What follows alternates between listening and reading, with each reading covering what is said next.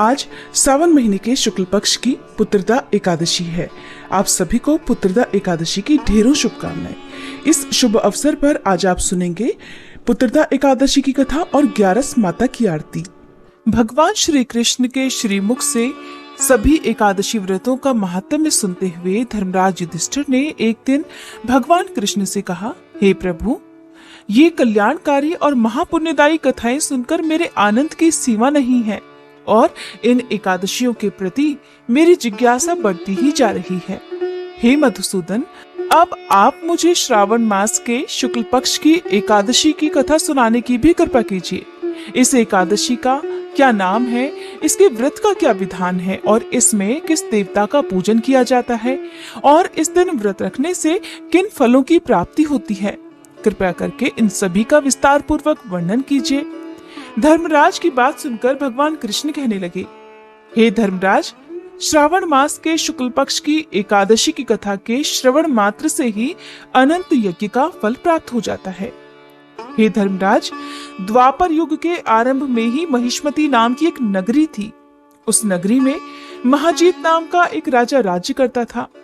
वह पुत्रहीन था, इसलिए वह सदा दुखी रहा करता था। उसे वह राज्य, सुख, वैभव सभी कुछ बहुत ही कष्टदायक लगता था, क्योंकि पुत्र के बिना मनुष्य को इस लोक और परलोक दोनों में ही सुख नहीं मिलता है। राजा ने पुत्र प्राप्ति के बहुत उपाय किए, किंतु उसका हर उपाय निष्फल रहा।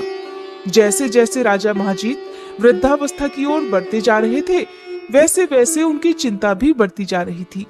एक दिन राजा ने अपनी सभा को संबोधित करते हुए कहा कि ना तो मैंने अपने जीवन में कोई पाप किया है, ना ही मैंने कभी अपनी प्रजा से अन्यायपूर्वक धन एकत्रित किया है, ना ही मैंने कभी अपनी प्रजा को कष्ट दिया है, ना ही कभी देवता और ब्राह्मणों का निरादर किया है। मैंने तो सदा अपनी प्रजा का अपने पुत्र की तरह पालन किया है, कभी किसी से ईर्ष्या भाव नहीं किया, सभी को एक समान ही समझा है।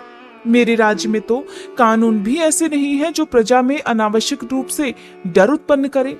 इस प्रकार धर्मयुक्त राज्य करने पर भी मैं इस समय अत्यंत कष्ट पा रहा हूँ। इसका क्या कारण हो सकता है, मेरी समझ में कुछ नहीं आ रहा। आप सभी इस पर विचार कीजिए कि इसका क्या कारण हो सकता है और क्या इस जीवन में मैं इस कष्ट से मुक्ति पा सकूंगा। राजा के इस कष्ट के निवारण के लिए उनके मंत्री आदि वन को गए, ताकि वहां जाकर किसी ऋषि मुनि को राजा का दुख बताकर कोई उपाय ढूंढ सके। वन में जाकर उन्होंने श्रेष्ठ मुनियों के दर्शन किए। उस वन में वयोवृद्ध और धर्म के ज्ञाता महर्षि लोमश भी रहते थे। वे सभी जन महर्षि लोमश के पास गए। उन सब ने महर्षि लोमश को दंडवत प्रणाम किया और उनके सामने जाकर बैठ गए।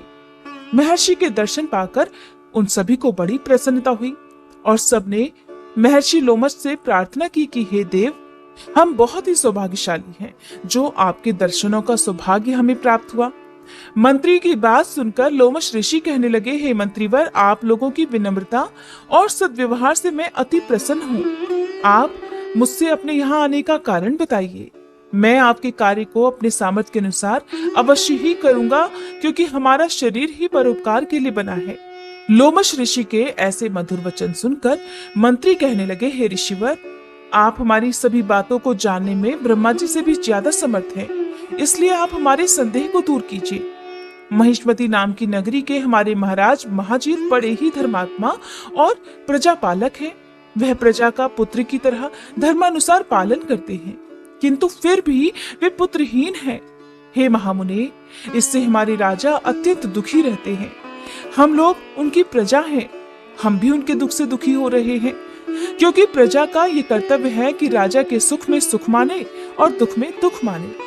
हमें उनके पुत्रहीन होने का अभी तक कोई कारण नहीं पता चल सका है, इसीलिए हे मुनिवर, हम आपके पास आए हैं।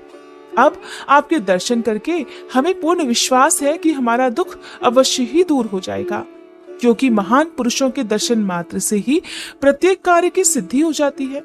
इसलिए अब आप हमें ये बताने की कृपा कीजिए कि किस विधान से हमारे महाराज पुत्रवान हो सकते हैं। हे ऋषिवर, ये आपका हम पर और हमारे राज्य की प्रजा पर बड़ा ही उपकार होगा। ऐसी करुण प्रार्थना सुनकर लोमश ऋषि नेत्र बंद करके राजा के पूर्व जन्मों पर विचार करने लगे। कुछ क्षण के बाद उन्होंने विचार करके कहा, हे भद्रजनों, आपके राजा का इस जन्म में पुत्रहीन होना उनके पूर्व जन्म के पापों का ही परिणाम है। आपका राजा पिछले जन्म में अत्यंत उद्दंड था और बुरे कर्म किया करता था। उस जन्म में ये एक गांव में अपने पिछले जन्म में ये एक गांव से दूसरे गांव में घूमा करता था। एक बार सावन मास के शुक्ल पक्ष की एकादशी के दिन की बात है। ये 2 दिन से भूखा था। दोपहर के समय एक जलाशय पर जल पीने गया।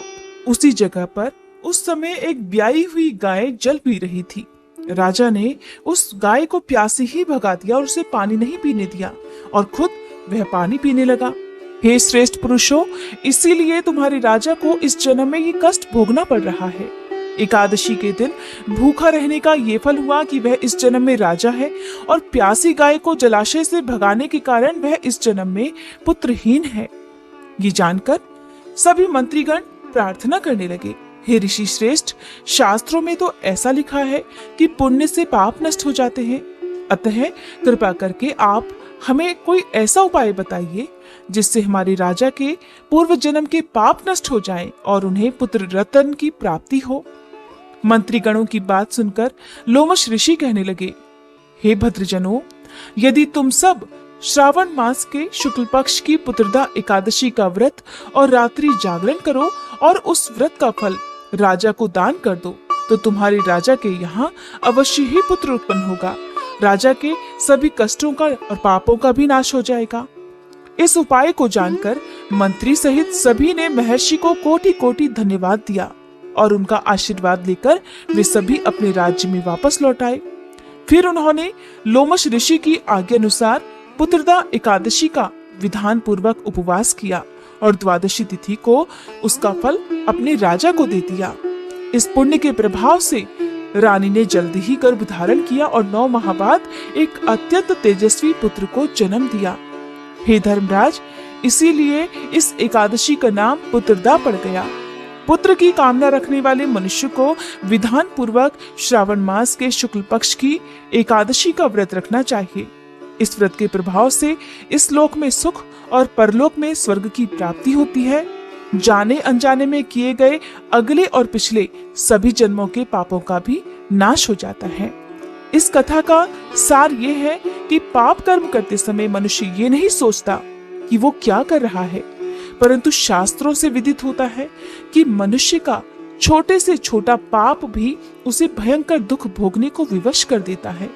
इसलिए मनुष्यों को पाप कर्म करने से सदा डरना चाहिए, क्योंकि पाप नामक ये दैत्य जन्म जन्मांतर तक उसका पीछा नहीं छोड़ता।